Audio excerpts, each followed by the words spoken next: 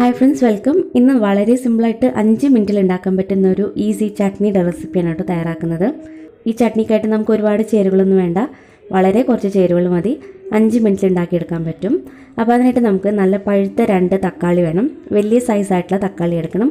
നന്നായിട്ട് പഴുത്ത തക്കാളി ആയിരിക്കണം, അധികം പുളി ഇല്ലാത്തത് എടുത്താലായിരിക്കും നല്ലത്. അപ്പോൾ ഇതിനി അരച്ചെടുക്കാൻ വേണ്ടിയിട്ട് ഒരു മിക്സിയുടെ ജാറിലേക്ക് മാറ്റിയിട്ടുണ്ട്. ഇതിൻ്റെ കൂടെ ഒരു തണ്ട് കറിവേപ്പിലയും കൂടി ചേർത്തിട്ട് അരച്ചെടുക്കാം. ഈ സമയത്ത് വെള്ളമൊന്നും ചേർക്കാതെ നന്നായിട്ട് പറ്റാവുന്നത്രയും ഫൈനായിട്ട് അരച്ചെടുക്കാം.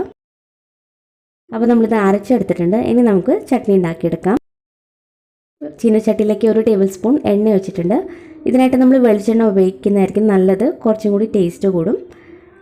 എണ്ണ ചൂടാൻ ശേഷം ആവശ്യത്തിന് കടുക് ചേർക്കാം. കടുക് പൊട്ടിയതിന് ശേഷം 2 വറ്റൽ മുളകും പിന്നെ കുറച്ച് കറിവേപ്പിലയും കൂടി ചേർക്കാം.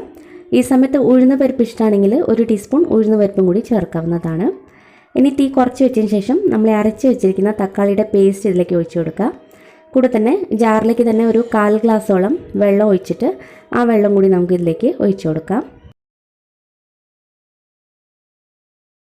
വെള്ളം ഒരുപാട് ഒഴിക്കേണ്ട, മാക്സിമം 1/4 മുതൽ 1/2 ഗ്ലാസ് വെള്ളം മതിയാവും. ഇനി ഇതിലേക്ക് എരിവിനനുസരിച്ച് മുളക് പൊടി ചേർക്കാം. ഞാനിവിടെ ഒരു 1/2 ടീസ്പൂൺ മുളക് പൊടിയാണ് ചേർക്കുന്നത്. പിന്നെ ചട്നിക്ക് ഉപ്പ് ചേർത്തിട്ടില്ല, ആവശ്യത്തിന് ഉപ്പും കൂടി ചേർക്കാം. ഇനി ഇതിലേക്ക് നമ്മൾ ഈ ചട്നിയുടെ ടേസ്റ്റ് കൂട്ടാൻ വേണ്ടിയിട്ട് ചേർക്കുന്നത് സാമ്പാർ പൊടിയാണ്. അപ്പോൾ അത് 1 ടീസ്പൂൺ സാമ്പാർ പൊടി ചേർക്കാം. ഇത് മസ്റ്റായിട്ടും ചേർക്കണം. ഈ ഒരു പൊടിയാണ് ഈ ചട്നിയുടെ ടേസ്റ്റ് കൂട്ടുന്നത്. അപ്പോൾ 1 ടീസ്പൂൺ സാമ്പാർ പൊടി കൂടി ചേർത്തതിന് ശേഷം നന്നായിട്ട് ഇതൊന്ന് മിക്സ് ചെയ്ത് കൊടുക്കുക. ഇനി തക്കാളിയും അതുപോലെ ഈ പൊടികളൊക്കെ ചേർന്ന് ഒന്ന് തിളയ്ക്കണം. തിളച്ച പച്ചപ്പൊന്ന് മാറി കിട്ടുന്നത് വരെ തിളച്ചാൽ മതി. ഏകദേശം ഒരു മീഡിയം ഫ്ലെയിമിലിട്ട് ഒരു 2 മുതൽ 3 മിനിറ്റ് തിളപ്പിച്ചാൽ തന്നെ നമ്മുടെ ചട്നി റെഡി ആയിരിക്കും. പിന്നെ നമ്മൾ വെള്ളം ഒഴിക്കുന്ന സമയത്ത് ഒരുപാട് വെള്ളം ഒഴിക്കരുത്. പിന്നെ ചട്നി തണുത്ത് കഴിയുമ്പോൾ കുറച്ചൊന്ന് കുറുകും. നമ്മൾ ആ സാമ്പാർ പൊടി ചേർത്ത കാരണം കുറച്ചൊന്ന് തിക്കാവും. ഇത് നമ്മൾ കുറേ സമയത്ത് തിളപ്പിക്കേണ്ട ആവശ്യമൊന്നുമില്ല കേട്ടോ. നമ്മൾ ഒരു 2-3 മിനിറ്റ് മീഡിയം ഫ്ലെയിമിൽ വെച്ചാൽ തന്നെ ഇതിൻ്റെ ഒരു പച്ചപ്പൊക്കെ ഒന്ന് മാറി കിട്ടും. പിന്നെ നിങ്ങൾക്ക് എത്ര കട്ടിയിലാണോ ചട്നി വേണ്ടത് അതിനനുസരിച്ച് തിളപ്പിച്ചെടുക്കാം.